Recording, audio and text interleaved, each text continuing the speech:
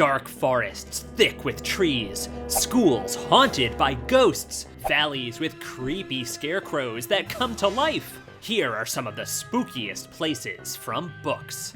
The Valley, From Scary Stories to Tell in the Dark by Alvin Schwartz. Two farmers work in the valley, and let's just say their jobs aren't the most interesting in the world. There are only so many cows to tend to, and they're tired of the routine. When one of them has the idea to create a scarecrow to scare the birds, Harold the Scarecrow was born with dark hair and a twisted frown. But one night, Harold comes to life and escapes into the valley, and he's looking for revenge. Farmers beware! Shadow School, from the Shadow School series by J.A. White.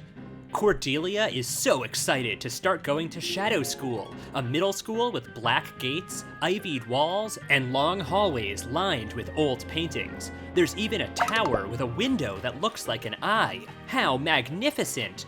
Only this isn't your normal school. It's filled with ghosts, and only 3 people at the school can see them: Cordelia, Benji, and Agnes. Something sinister is behind this. The Pink Palace Apartments, from Coraline by Neil Gaiman. Don't judge the Pink Palace Apartments by its cover. Inside the walls lies a door with a cold and musty smell coming from behind it. And the door leads you into the other world, inhabited by the demonic Other Mother, who will steal your soul and trap you there forever. Good luck getting a good night of sleep in this apartment. The Shadow Woods, from Watch Hollow by Gregory Funaro. The enchanted woods of Watch Hollow are known as the Shadow Woods, and deep in the forest among the trees stands the Blackford house. When Lucy and Oliver move into the house with their dad, they realize that something isn't right. An evil tree monster is threatening to not only destroy the house, but destroy their entire family. Is it too late to find another home? Miss Root's Lair, from Demon Dentist by David Walliams. Miss Root is the newest dentist in town and runs her office alongside her cat, Fang. Only her dentist office isn't a real office at all. Instead of dental equipment, it's filled with medieval torture equipment made for taking all of your teeth out. She creates a cathedral of teeth in her evil lair, with chandeliers and goblets all made out of children's teeth. How horrifying! The Dark Wood, from the Thickety series by J.A. White. There are many names for the mysterious forest that covers the entire island that Kara and Taff live on. Sometimes it's called the Dark Wood, or Sordor's Realm.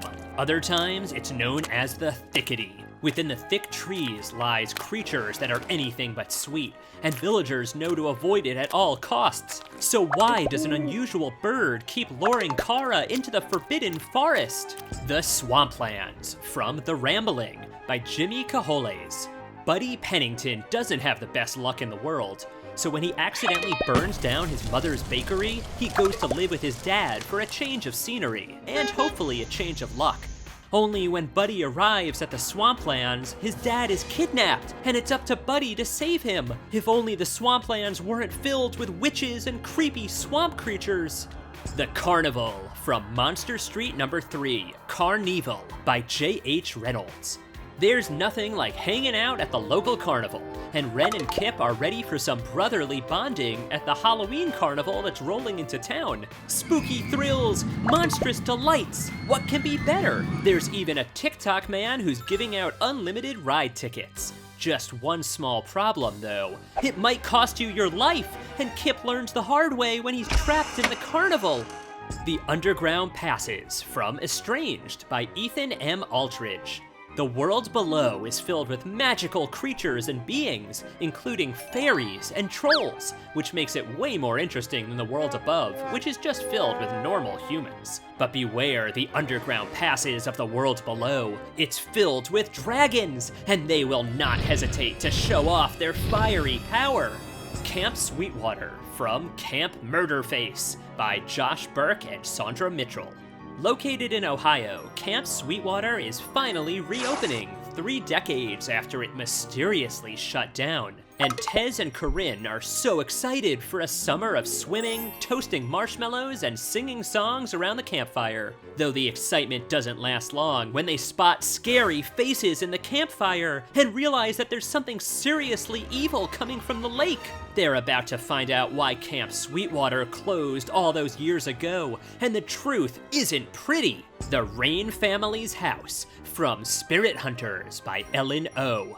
There are rumors that the Rain family's new house in Washington, D.C. is haunted, and Harper doesn't trust her new home the moment she steps inside it. And it only gets worse when an evil spirit starts overtaking her younger brother. Harper is so desperate for help, she seeks the help from Rose, a ghost who lives in a family mirror. Does anyone know how to rid a demon?